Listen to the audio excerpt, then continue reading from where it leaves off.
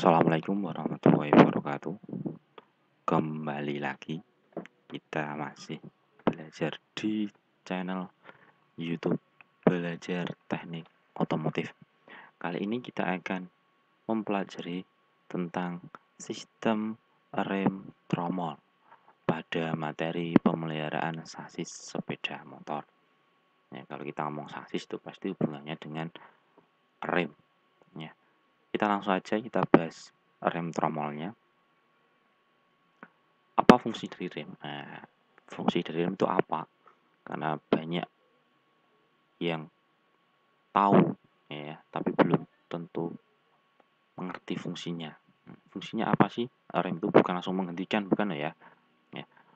Fungsi sistem rem ya, untuk memperlambat atau menghentikan sepeda motor dengan cara mengubah tenaga kinetik atau tenaga gerak dari kendaraan tersebut menjadi tenaga panas. Merubah tenaga gerak menjadi tenaga panas. Ya. Bentuknya apa? Ya, dari gesekan kampas rem, ya, dari tromol rem dengan kampas rem. Itu adalah merubah energi gerak roda yang harusnya maju, maka gerakan itu diperlambat, ya, dirubah menjadi tenaga gesekan. Lah, gesekan itu akan menjadi panas. Sekarang kita belajar komponennya. Apa saja sih komponen sistem rem tromol? Ya, komponen sistem rem tromol itu apa saja? Yang pertama, ya, nah ini nomor satu adalah brake pedal atau pedal rem ini ya. Nomor satu ya, pedal rem. Nomor dua adalah operating rod atau batang penghubung.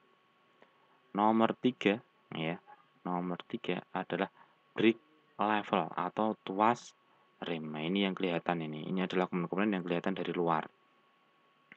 Brake level ini yang nanti ketika direm akan ditarik. Nah, ini adalah fungsinya sangat vital sekali ini. Selanjutnya adalah brake shoe atau sepatu rem. Sepatu rem ada di dalam tromol ini.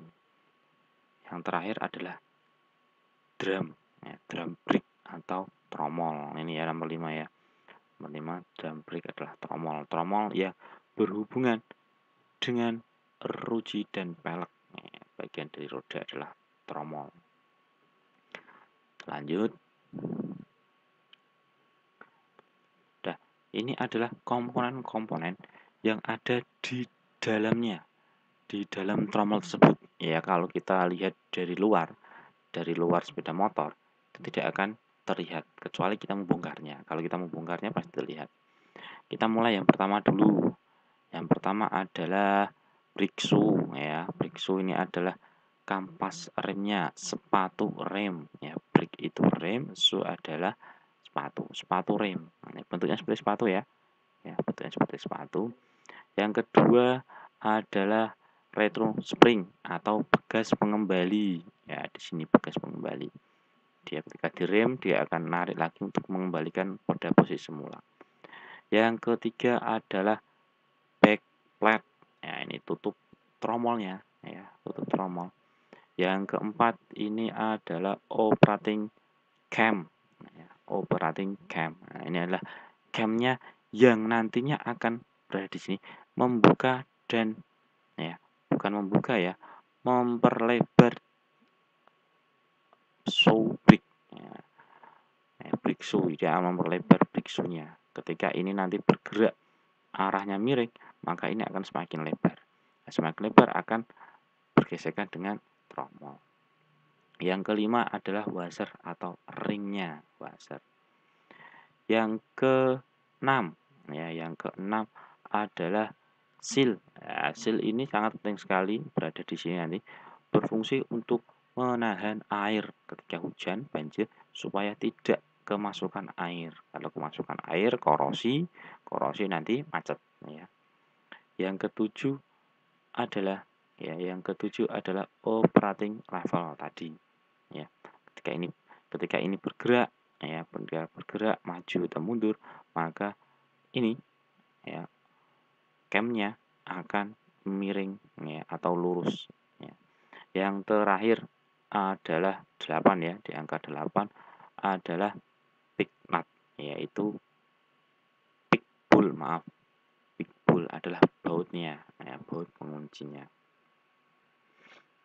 Terus, apa sih bahan dari kampas rem? Ya, bahan dari kampas rem ini apa?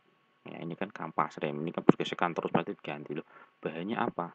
Ya, kampas rem terbuat dari tembaga, ya, paduan dari tembaga, kuningan, timah, grafit, karbon, kevlar, resin atau damat, fiber dan bahan-bahan adiktif atau bahan tambahan lainnya.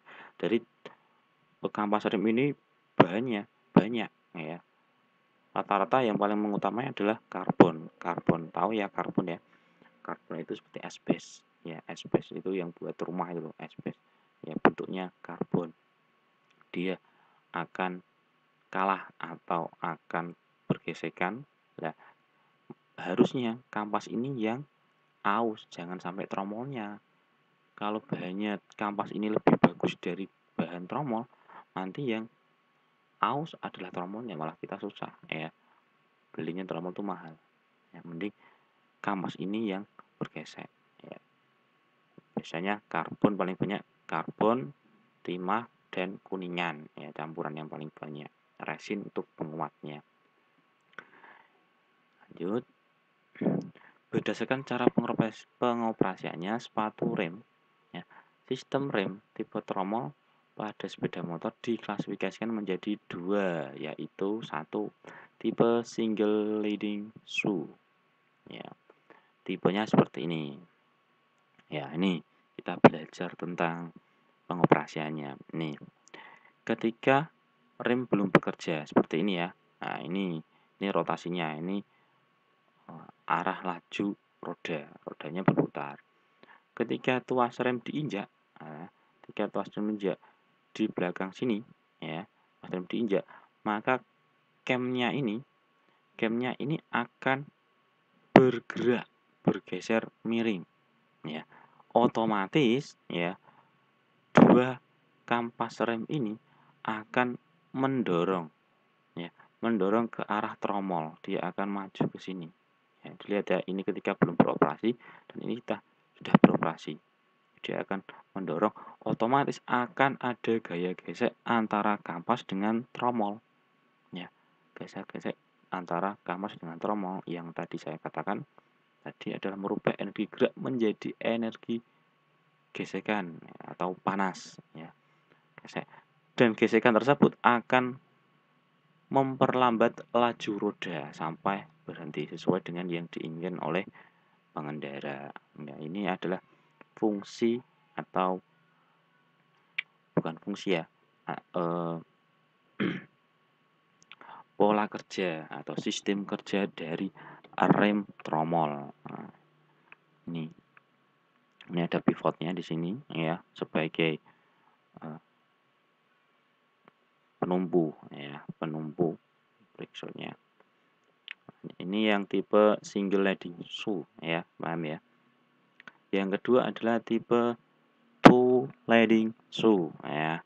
Tadi kalau satu itu dia hanya satu camnya, kalau dua berarti dia di sini ada dua, ya, two, tipe two. Tadi kan cuma satu aja yang bergerak di sini. Nah, yang sini ada dua, ya, ada dua, sama, ya. Tadi kan di sini hanya yang mendorong hanya di sini ya, kanan kiri. Nah, ini tidak, dua-duanya atas bawah ini. Ya, pasti tenaganya tadi pasti lebih banyak. Tapi rata-rata yang seperti ini jarang digunakan karena sistem konstruksi yang rumit. Rata-rata yang tadi, ya, yang single leading shoe ini. Yang paling banyak digunakan adalah ini di tipe sepeda motor cup, ya, ataupun matic. Ya, mungkin itu ya yang bisa saya terangkan di sini. Kalau ada pertanyaan bisa dituliskan di kolom komentar. Jika video ini bermanfaat, silahkan subscribe jika bermanfaat. Tapi kalau tidak ya terserah, ya. Sedikit motivasi sebelum saya tutup, ya.